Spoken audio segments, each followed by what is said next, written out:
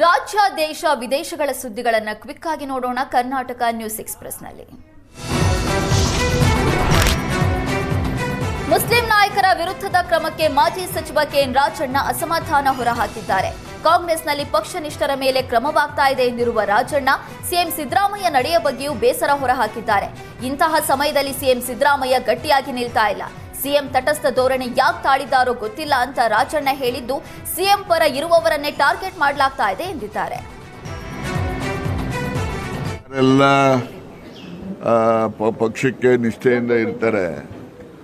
ಮತ್ತೆ ಪಕ್ಷದಲ್ಲಿ ಮುಂದೆ ಕಾಂಗ್ರೆಸ್ ಪಕ್ಷ ಬೆಳಿಬೇಕು, ಕಾಂಗ್ರೆಸ್ ಪಕ್ಷದಿಂದ ಬಡವರಿಗೆ ಅನುಕೂಲಗಳು ಆಗಬೇಕು ಅಂತಕ್ಕಂಥ ನಿರೀಕ್ಷೆ ಮಾಡ್ತಕ್ಕಂಥವ್ರ ಮೇಲೆ ಪಟ್ಟಭದ್ರರು ಪಕ್ಷದಲ್ಲೂ ಇರ್ತಾರೆ. ಅವ್ರುಗಳೆಲ್ಲ ಈ ಥರ ಹುನ್ನಾರಗಳನ್ನೆಲ್ಲ ಮಾಡ್ತಾರೆ. ಅದಕ್ಕೇನು ಮಾಡೋಕ್ಕಾಗೋದಿಲ್ಲ.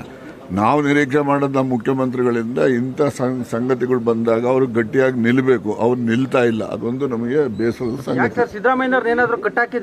ಕಟ್ಟಾಕವರು ಬಿಟ್ಟವರು ಯಾರಿಗೆ ಗೊತ್ತ್ರಿ? ಕಟ್ಟಾಕಕ್ಕೆ ಕೋಣನ ಕುರಿನ ಏನು ಕಟ್ಟಾಕಕ್ಕೆ ಗೊತ್ತಾಯ್ತಾ? ಕೋಣನೂ ಅಲ್ಲ ಕುರಿನೂ ಅಲ್ಲ. ಕಟ್ಟಾಕ ಅಸಹಾಯಕರಲ್ಲ. ಅದೇನೋ ಅವ್ರಿಗೇನೊಂದು ಯಾವ ಯೋಚನೆ ಇದೆಯೋ ನನಗೆ ಗೊತ್ತಿಲ್ಲಪ್ಪ.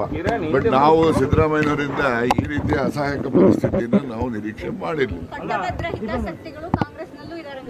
ಯಾವ ರಾಜ್ಯ ಕಾಂಗ್ರೆಸ್ನ ಕೆಲವು ಬೆಳವಣಿಗೆಗಳ ಬಗ್ಗೆ ಆಕ್ರೋಶ ಹೊರಹಾಕಿರುವ ಮಾಜಿ ಸಚಿವ ಕೆಎನ್ ರಾಜಣ್ಣ ಉಪಮುಖ್ಯಮಂತ್ರಿ ಡಿಕೆ ಶಿವಕುಮಾರ್ ಹೆಸರು ಹೇಳದೆ ವಾಗ್ದಾಳಿ ನಡೆಸಿದ್ದಾರೆ. ಸತೀಶ್ ಡಿಕೆಶಿ ಭೇಟಿಯ ನಡುವೆ ಡಿಕೆ ಶಿವಕುಮಾರ್ ವಿರುದ್ಧ ಹರಿಹಾಯ್ದಿದ್ದಾರೆ.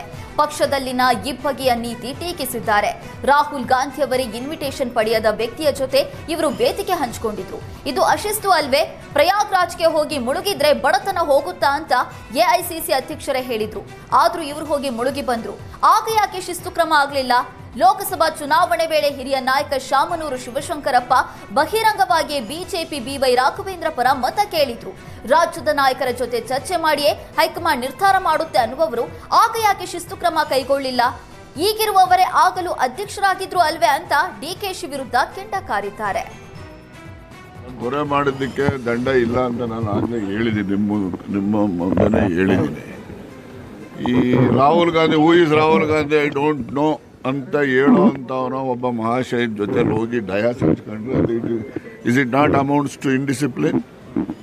ನಮ್ಮ ಎಐಸಿಸಿ ಅಧ್ಯಕ್ಷ ಹೇಳಿದ್ರು, ಓ ಯಾವುದಪ್ಪ ಅದು ಅಯೋಧ್ಯೆ ಅಲ್ಲ ರೀ, ಪ್ರಯಾಗ್ರಾಜಕ್ಕೆ ಹೋಗಿ ನದಿಲಿ ನಾವು ಮುಳುಗ್ಬಿಟ್ರೆ ಹಮಾರ ಗರೀಬಿ ಚಲೆ ಜಾತಾ ಕ್ಯಾ ಅಂತ ಹೇಳಿದ್ರು ಇಲ್ವೋ? ಎಐಸಿಸಿ ಅಧ್ಯಕ್ಷ ಹೇಳಿದ್ರು. ಅಲ್ಲೋಗಿ ಇವರು ಯಾರು ಏನು ಬೇಕಾದ್ರೂ ಭಕ್ತಿ ತೋರಿಸ್ಲಿ, ನಮ್ಮದೇನು ಅಡ್ಡಿ ಇಲ್ಲ ತೋರಿಸೋರಿಗೆ.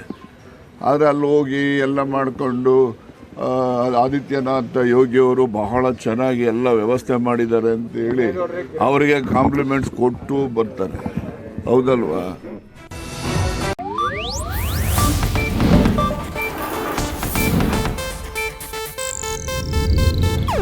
ಇದು ಏಷ್ಯಾನೆಟ್ ನ್ಯೂಸ್ ನೆಟ್ವರ್ಕ್ ಪ್ರಸ್ತುತಿ.